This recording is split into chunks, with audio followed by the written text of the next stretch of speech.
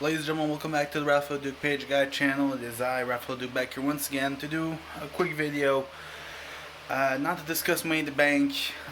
That I think I'll save for video maybe more tomorrow. But I am here to discuss the Undertaker, The Last Ride, a limited time series that debuted tonight on the WWE Network following Money in the Bank, and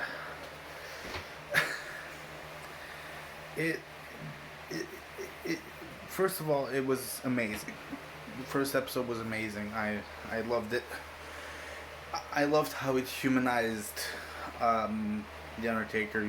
This you could almost say like this name of the series should be Undertaker the Last Ride. It should be Mark Calloway the Last Ride.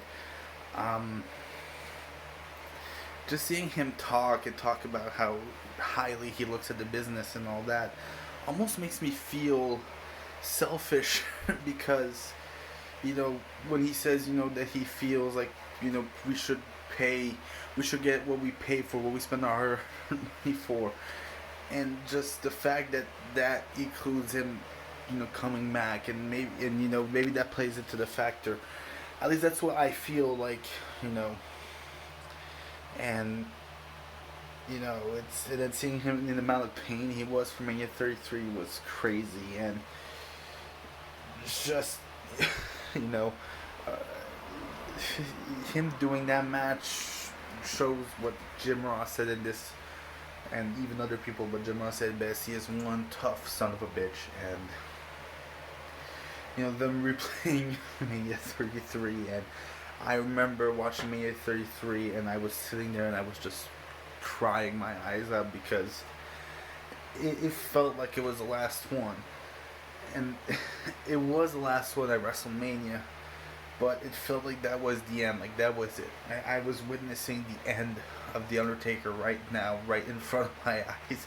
I was sitting there, and the man that I wanted to see live, to get to see and feel live, I didn't get.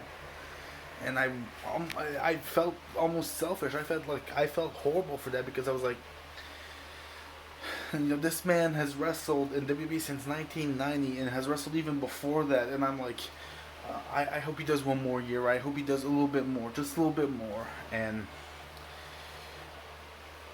after WrestleMania 30, seeing him talk about WrestleMania 30 and what happened that night in New Orleans, I just was, maybe he should have hung it up.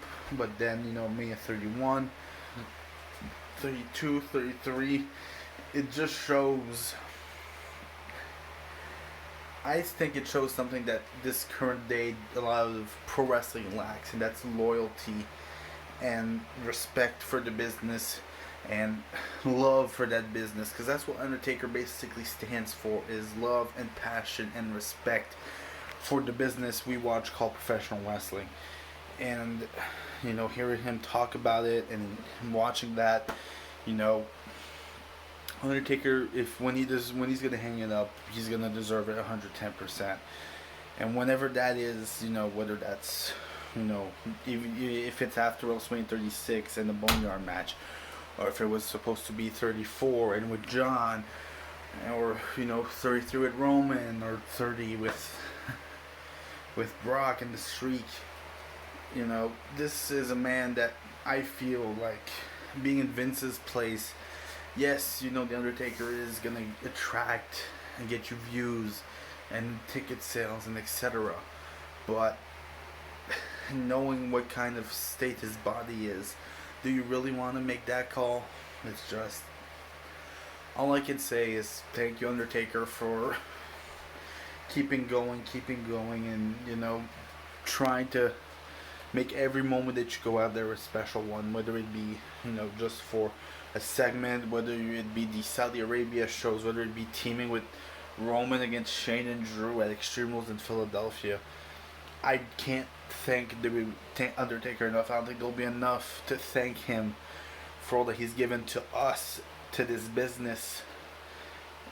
It's just Undertaker's contributions are immeasurable, and I will say this: Undertaker will go down as one of the greatest of all time, if not the greatest of all time, and he's well deserved for that